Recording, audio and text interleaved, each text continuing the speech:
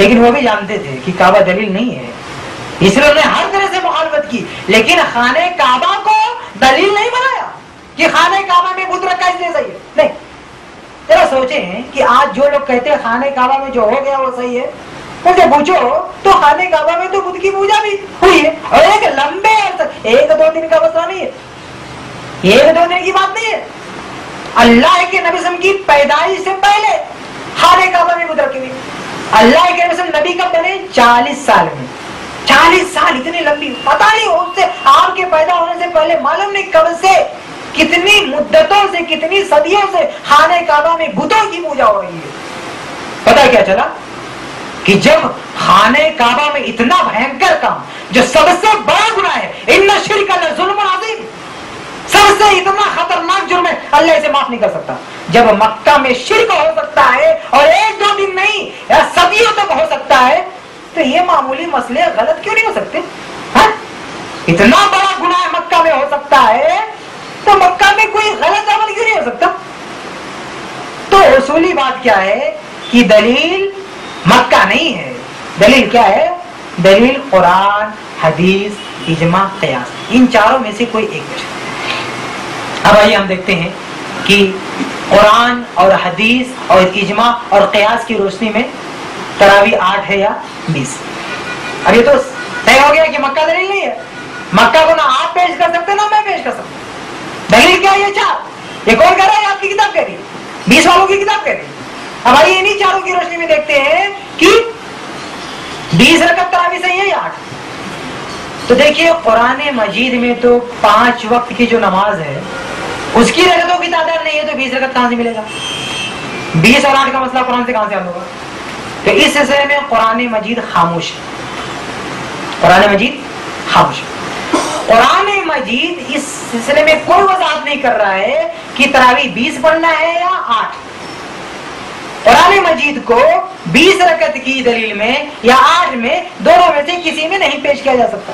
خبر قرآن خاموش ہے، لیکن پھر بھی انہوں نے بہت کمال کر دیا، جال۔ انہوں نے کیا کہا کہ 20 رکعت تراویح قرآن سے ثابت ہے۔ اب آئیے میں بتاتا ہوں کیسے قرآن سے ثابت ہے۔ 20 رکعت تراویح کہاں سے ثابت ہے؟ قرآن سے ثابت۔ سنیں آپ، یہ جال حق کا نیا ایڈیشن ہے جو کمپیوٹر سے ہے، دیکھیں جناب، لکھتے ہیں کہ تراویح 20 رکعت پڑھنا سنت ہے۔ جال حق حصہ اول صفحہ نمبر 439، یہ جال حق ہے، یہ سن تواد ہے 2003، ٹھیک ہے، جو نیا پرانا نہیں، نیا جو کمپوز نہیں کیا ہوا، جال حق نیا، اس کا صفحہ نمبر ہے 439۔ اس میں لکھتے ہیں تراویح 20 رکعت پڑھنا سنت ہے اور 8 پڑھنا خلاف سنت ہے۔ آگے ہم بفضل اللہ تعالی، اس کا ثبوت قرآن پاک، اس کا ثبوت قرآن پاک کی ترتیب، احادیث صحیحہ، اقوال علماء، عقلی دلائل سے دیتے ہیں، یعنی چاروں سے دے رہے ہیں 20 رکعت۔ جو ہم نے شروع میں کہا نا یہ 4 ہے، الحمدللہ چاروں سے دے رہے ہیں۔ اب دیکھنا ہے کہ چاروں سے دینے میں کون سچا ہے کون جھوٹا۔ ہم نے تو شروع میں بیان کر دیا بھائی قرآن خاموش ہے، لیکن یہ زبردستی قرآن کو پڑھوا رہے ہیں۔ اب سوچیے، دیکھیے ان کی نظر میں ان کو کیا سنائی دیتا ہے، قرآن کیا بولتا ہے، کیا سنتے سن کہتے ہیں قرآن پاک میں صورتیں بھی ہیں، آیتیں بھی اور رکوع بھی۔ وہ مضمون جس کا نام کوئی نام رکھ دیا گیا ہو سورت کہلاتا ہے، اور قرآن کا وہ جملہ جس کا علیحدہ نام نہ ہو آیت کہلاتا ہے۔ پر دیکھنا یہ ہے کہ رکوع کو رکوع کیوں کہتے ہیں؟ کیونکہ سورت کے معنی احاطہ کرنے والی چیز ہے اور آیت کے معنی ہے نشانی۔ سورہ چونکہ ایک مضمون کو گھیرے ہوئی ہے، جیسے شہر کو شہر پناہ سورۃ البلد، اور آیت قدرت الہی کی نشانی ہے، اس لیے ان کے انعام ہوں گے۔ مگر رکوع کے معنی جھکنا، دیکھنا یہ ہے قرآنی رکوع کو رکوع کیوں کہتے ہیں۔ یہ پوائنٹ کی بات کیا ہے، قرآن میں جو رکوع نا، رکوع ایک قرآن اس کو رکوع کیوں کہتے ہیں؟ رکوع کیوں کہتے ہیں؟ دیکھ،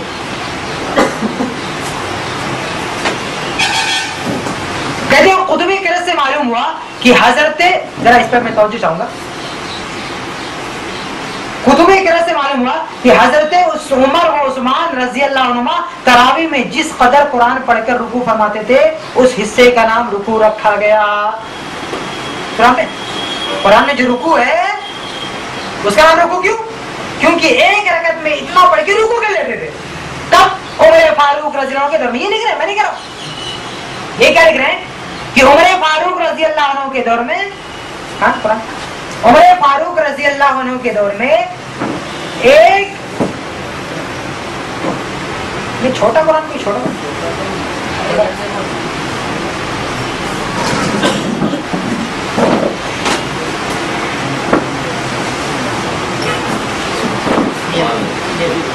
ہاں اس میں تو رکو نہیں ہوتا سعودی والے میں، اس میں ابھی تک رکو نہیں، لیکن میرے لیے ہندوستانی جو قرآن ہوتے ہیں وہاں پہ کیا ہوتا ہے؟ رکو ہوتا ہے۔ اب یہ جو بتا رہے ہیں کہ رکو کا رکو نام کیوں پڑا، اب سوچو مکہ میں جو قرآن ہے اس میں رکو کوئی دکھا دے، مکہ کی دلیل ہے نا، ذرا کوئی رکو دکھا دے بھائی، مکہ سے جو قرآن مکہ والے جو پڑھتے ہیں اس میں رکو ہے؟ کوئی دکھا سکتا ہے؟ لیکن یہ حضرت مکہ دور کی بات ہے، عمر فاروق سے رکو ثابت کریں۔ تو یہ جو قرآن کا رکو ہے یہ دیکھیے وَلَهُمْ عَذَابٌ عَلِيمٌ، جو صفحہ نمبر 4 انڈیا کا جو قرآن ہے اس میں یہاں پہ لکھا رکو، یہ جو رکو ہے نا، تو ان کا دعویٰ کیا ہے؟ اتنا پڑھ کے ایک رکعت میں رکو کر لیتے تھے، اس لیے اس حصے کا نام رکو ہو گیا۔ اب آگے پڑھے یہاں پہ جائیے، یہاں پہ دوسرا رکو ہوتا ہے، دوسری رکعت میں کھڑے ہوئے اب یہاں تک پہنچے دوسرا رکو کیے، تو اس طرح سے پورا قرآن جو ختم ہوا اس اعتبار سے کیا بنا؟ رکوع بنا۔ اب دیکھو آگے، یہ تو واضح کر دیا انہوں نے، رکوع کا نام رکوع کیوں پڑا؟ کیونکہ عمر فاروق کے دور میں تراویح ہوتی تھی، ایک رکعت میں ایک رکوع پڑھا جاتا تھا، اس لیے اس کا نام رکوع پڑا۔ آگے کہتے ہیں چونکہ تراویح 20 رکعت پڑھی جاتی ہے، 20 رکعت پڑھی جاتی تھی اور 27ویں رمضان کو ختم ہوتا تھا، یعنی رمضان سے پہلے 30 دن سے پہلے قرآن ختم ہوتا تھا۔ کب؟ اور فاروق کے دور میں، یاد رکھیں یہ پوائنٹ نوٹ کیجئے، میں آپ کو یاد دلاؤں گا، اس بات کو نوٹ کیجئے، یہ بات کا اعلان کر رہے ہیں قرآن ایک بار ختم ہوتا تھا، وہ بھی 2-3 دن پہلے، اس کو بھولیے گا نہیں، اچھی طرح سے مائنڈ کر لیجیے کہ یہ جال حق والے کیا کریں کہ عمر فاروق کے دور میں ایک بار قرآن ختم ہوتا تھا، وہ بھی 2-3 دن پہلے۔ اب کیا آگے دیکھو، اس لحاظ سے قرآن پاک کے کل 540 رکوع ہونے چاہیے، لیکن چونکہ ختم کے دن بعض رکعتوں میں چھوٹی چھوٹی 2 سورتیں پڑھ لی جاتی تھی، اس لیے قرآن کریم کے 557 رکوع ہوئے۔ اگر تراویح 8 رکعت ہوتی تو رکوع 216 ہونے چاہیے تھے۔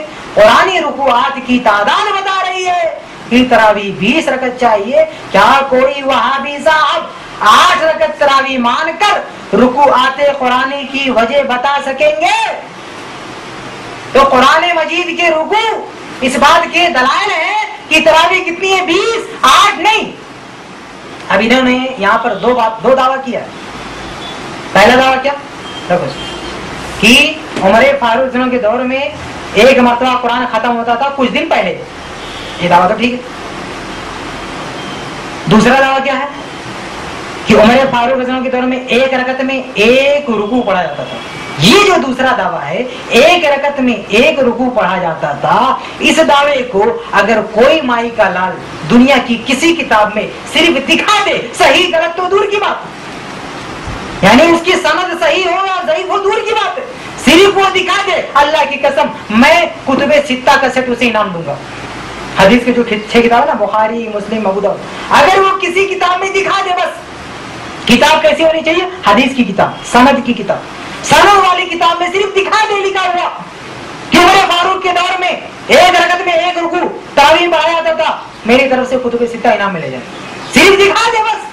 اگر وہ گڑی ہوئی بات دکھائے گا تو بھی میں انعام دے دوں گا اس کو، لیکن مانوں گا نہیں، مانوں گا جب صحیح دکھائے گا تب، لیکن ضعیف دکھائے گا مانوں گا تو نہیں، لیکن انعام تو میں دے دوں گا۔ تو یہ چیلنج ہے جعل حق کے شیدائیوں کے لیے کہ یہ بات دنیا کی کسی کتاب میں صرف دکھا دے، صحیح غلط تو بعد میں ہم طے کریں گے، دکھانے پر انعام لے جاؤ، تم نہیں دکھا سکتے۔ یہ انہوں نے معلوم نہیں کہاں سے نقل کیا، کہاں سے انہوں نے اپنی طرف سے بنایا۔ بہرحال ان کا دوسرا دعویٰ کیا ہے کہ ایک رکعت میں، اس کو کیوں رکھو، ایک رکعت ابھی کام دکھا نہیں، ایک رکعت میں ایک رکوع پڑھایا تھا۔ یہ ہے دعویٰ پر دلیل نہیں ہے، نہ صحیح نہ ضعیف نہ مرد ہے نہیں۔ اب ہمارا دعویٰ سنو، ایک رکعت میں کتنا پڑھا جاتا تھا عمر فاروق کے دور میں؟